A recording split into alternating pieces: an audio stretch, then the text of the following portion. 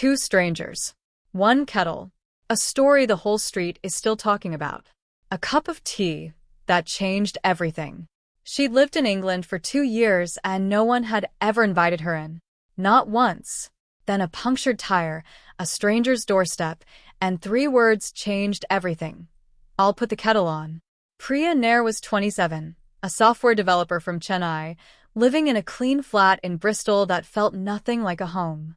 She had colleagues who waved, neighbors who smiled, nobody who actually knew her name. On a gray Tuesday morning, her bicycle tire went flat on Redland Road, 2 minutes from the office and 8 minutes from a meeting she could not miss. She stood on the pavement, rain beginning to spot her jacket, and felt the very specific despair of a person who has been quietly holding everything together for too long and has just run out of hands. The door of number 31 opened. A man in his 70s appeared in the doorway, tall, unhurried, wearing a cardigan with a small hole in the elbow. He looked at the bicycle. He looked at her. He said, "I've got a repair kit, and the kettle's just boiled. Come in if you like." His name was Arthur Bellamy, retired postmaster, widower, resident of Redland Road for 41 years.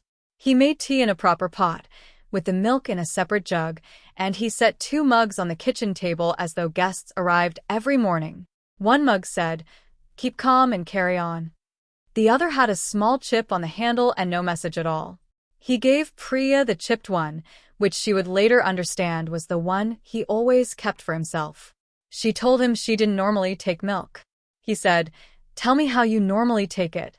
So she told him about chai, about her mother's version, with cardamom and ginger and a patience of 30 years.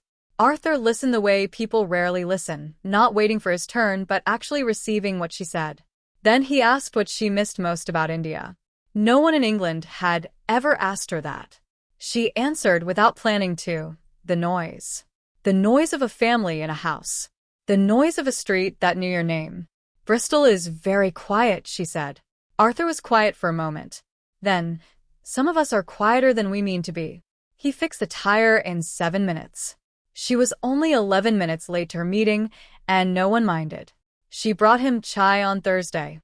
Proper chai, 30 minutes on the hob, fresh ginger, cardamom pods cracked open. He tasted it and said it was extraordinary, with the precision of a man who did not use words carelessly. She said her mother's was better. He said, "Bring her next time." She laughed. It was the first time she'd laughed in Bristol without an effort behind it. The Thursdays became a habit neither of them named. He taught her the city's quiet corners, the hidden viewpoints, the Friday crossword at the Clifton cafe, the walking routes that made sense of the hills. She taught him that the world was considerably larger and louder than Redland Road, and that this was not a problem but an invitation. By spring, she could name 7 things she loved about Bristol. Arthur was 4 of them. In Britain, a cup of tea is never only a cup of tea. It is the first sentence of a conversation that somebody had to choose to begin. Arthur chose. Priya followed. Neither of them knew, standing in that kitchen on a rainy Tuesday, that they were doing something that would matter for years. They rarely do. That is rather the point. The loneliest people on your street are often the quietest. Not because they have nothing to say, but because nobody has asked slowly enough and been willing to wait. Put the kettle on. Open the door. The rest takes care of itself.